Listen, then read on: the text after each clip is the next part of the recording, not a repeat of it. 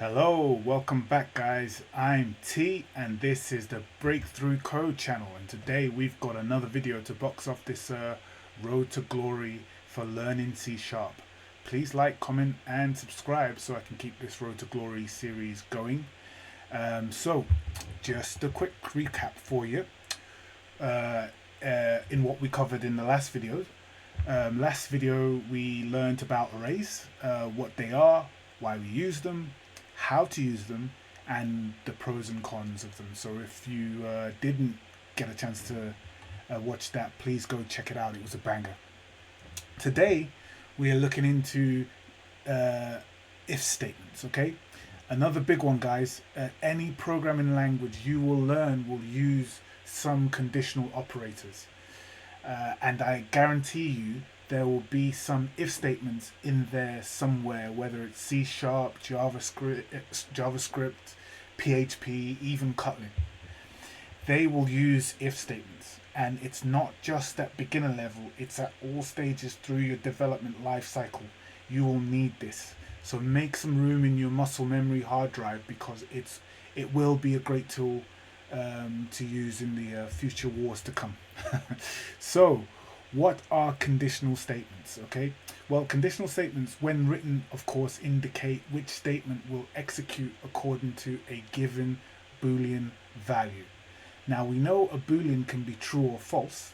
Okay, for a conditional statement, when the value is true, then the if statement will execute, otherwise it will go to the next statement. Okay, now there are two conditional operators we can use in C Sharp, one being the if statement and then the other being the switch statement. Okay, we will look at the switch statement in an upcoming video, so please look out for that video. But if you're interested in finding out how the switch statement works, today we will focus on the if statement. So let's get stuck in. Okay, so let's open Visual Studio, if I can open it up. There we go.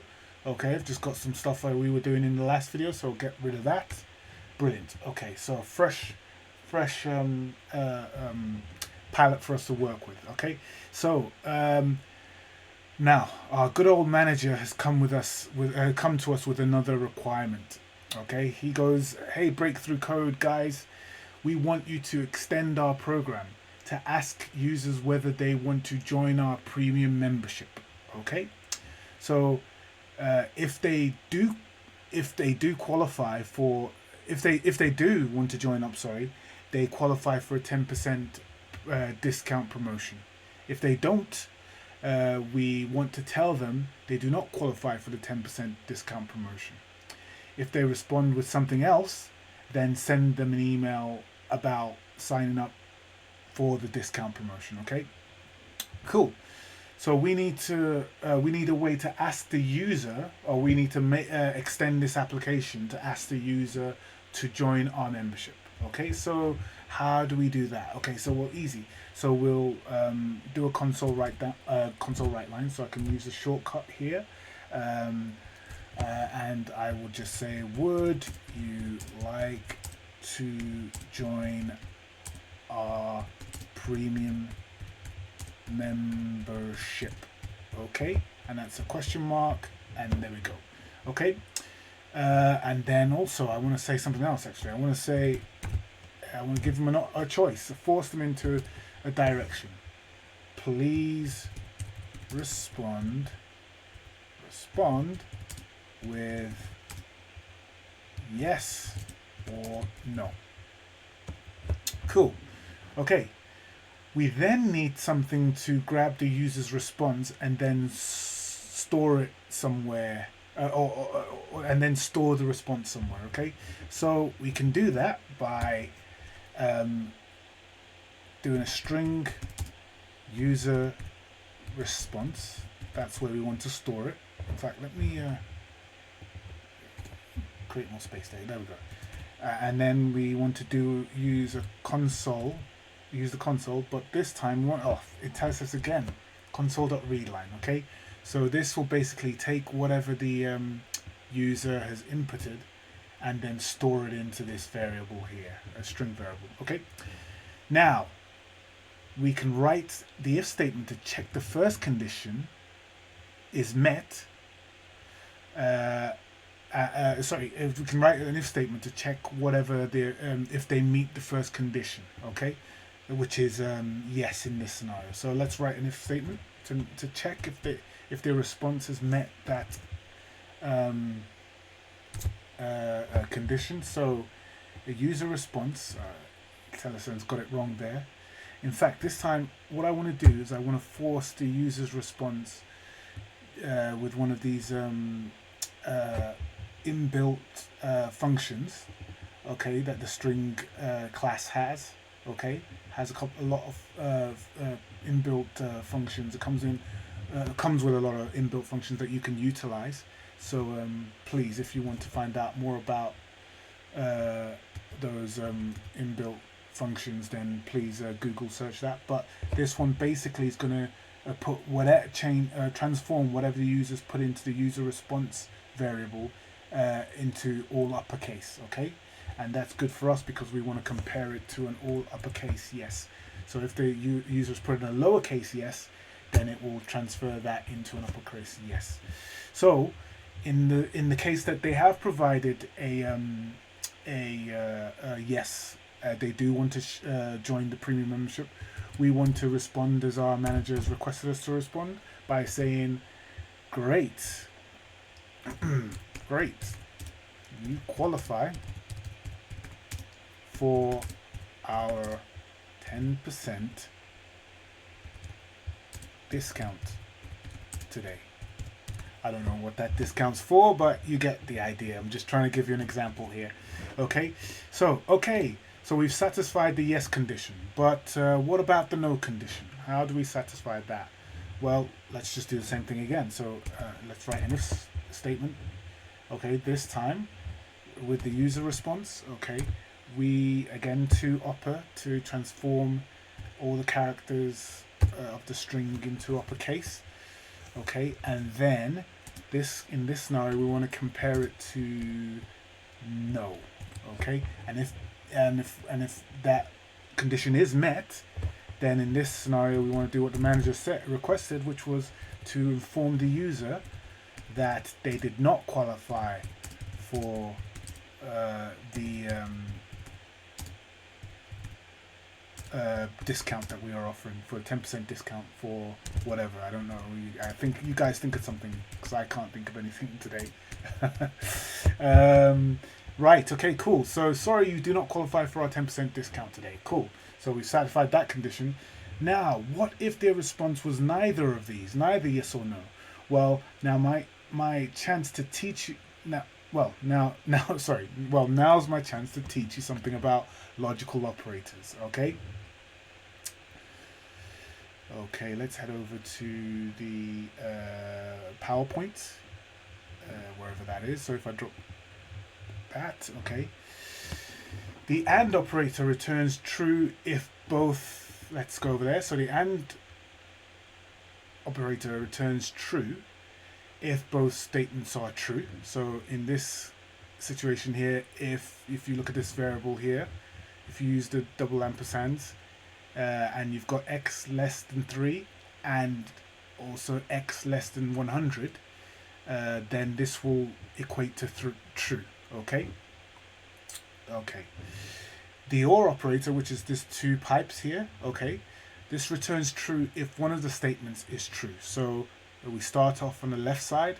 If x is less than 54, then that returns true. But if it's false, if x is not less than 54, then we then check this one. Is x less than 59? Well, in this scenario, let's say x is 57.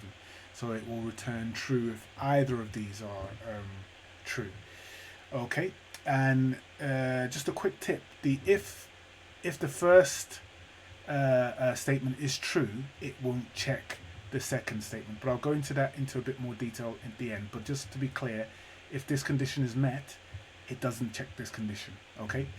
But in this scenario here, because it's AND, as in both conditions need to be met. If this condition is true, then it does need to check this condition. Okay, cool.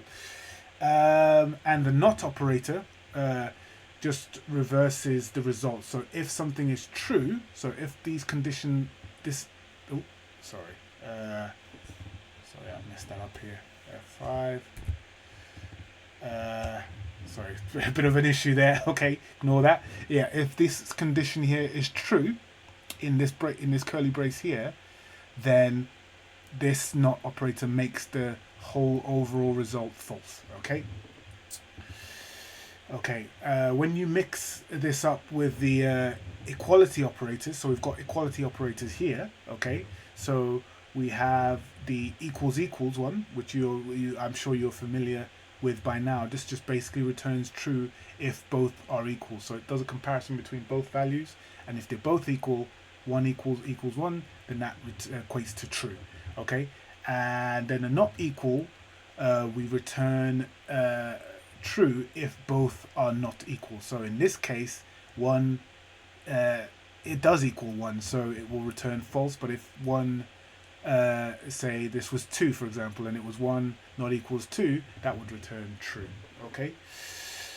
So let's deal with the outcome back, the last outcome back in Visual Studio, in the scenario where both of these, the user didn't reply with any of these values. Okay, so let's write another if condition. If user response, in fact, let me just save myself some typing here. If user response not equals yes, where did my mouse go there? Not equals yes, and so the 2 ampersands here, and then we copy this one over. If user response not equals no, yeah. Then we want to send an email to notify the user of how to join up to get that discount. So an email has been sent to your email account. Obviously it hasn't, but let's just say it has for the sake of this demo. To help you, new line that, help you get the 10% premium discount. Perfect. Stop right there. Cool. So we've built the program, and if we want to test it out, let's run that to see if it actually works. Okay. Let's see what happens. Okay, so would you like to join our premium membership? Please respond yes or no. So in this scenario, I'm going to respond yes. But actually, what I'll do is I'll respond yes in lowercase. Great, you qualify for the 10% discount. So that went into this scenario here, because when we put yes into this variable here, it then transformed that into an uppercase. And then when we did the comparison, this condition was met and this condition was satisfied, and it printed out to the console, great, you qualified for 10% discount. Okay. Now that was cool, but this isn't very good. And the reason for that is because even after it satisfied this condition, it still went into these other if statements to check if these other if statements were valid, and it wouldn't be valid because obviously once it's yes, all the others would not be valid in that scenario. Okay, so why would your program have to go through all these single if conditions if it's already met the condition here? Well, so there is a way around that to make our code a bit more efficient. Okay, and that is using the else if condition. Okay, so let's refactor this and make it a bit better. So you can just take that up here and then type else if. Okay, so that would say if this condition is true, go in here. If it's not, then check if this condition is true. Okay, if it's not, and then finally we don't actually even need to specify a condition, because we can just put a else here, and basically that would just mean if none of these conditions are met, then always do this. Okay, so if in the scenario we just had where we so if we run that again, actually, and I'll show you. So in this scenario here where we're going to say yes, it's going to give us this first condition. It's going to meet this first condition here and print this out to the console. It will ignore both of these because this condition has already been met. So this is more efficient than the original one. If this condition isn't met, then it will keep checking until it finds something that meets the condition, if it does. Okay, but if the condition's already been met, then it doesn't bother checking the rest of them. Okay, so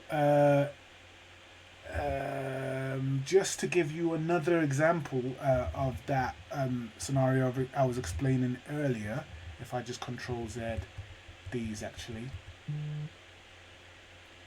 Okay, if I just give you an example with this. Okay, so remember I said earlier that when you have two ampersands, right? Okay, if this condition is false, yeah, then it doesn't bother checking this condition with the two ampersands. And the reason why it doesn't bother doing that is because it needs both of them to be true in order for this logical operation to be valid.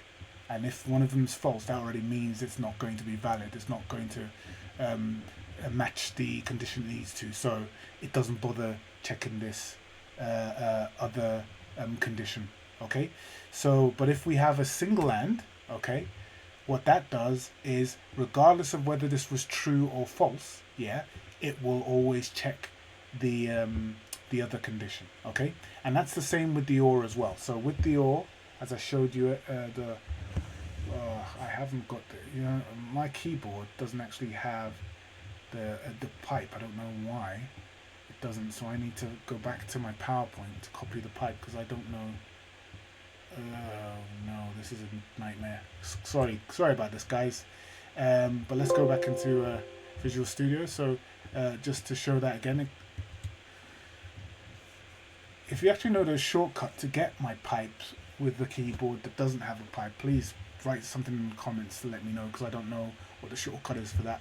But yeah, so I've got my pipe right now. So in the OR scenario, again, if this condition has been met, yeah, and it is valid and it is true, then it doesn't bother checking this condition because it's already met the criteria and it's already found a true criteria, and it can go straight into the code here. But if this is obviously if this is false, it does check the other one to see if the condition is true. Now if we have a single pipe, what have I done? Here we go. We have a single pipe. Even if this is this condition has been met, it will still go and check this condition, this bit of code here, to see if that condition is met as well. To be quite frank, I never really see the single pipes or single ampersands in any of the code that I've worked with or anything online, but because I just don't, it's just not efficient. But at least it's just having that knowledge. Maybe someone might disagree with me that they do find a way to use it. In that case, yeah, go for it. But I've not really seen a scenario where I've needed to use a single one because it's not as efficient, as I explained. So that's it for the video, guys. If you liked it, smash the like button. If you really learned something today, please comment below. And if you want to learn more and really like the content that I'm bringing out, please subscribe, and I will see you in the next video. Ciao, guys.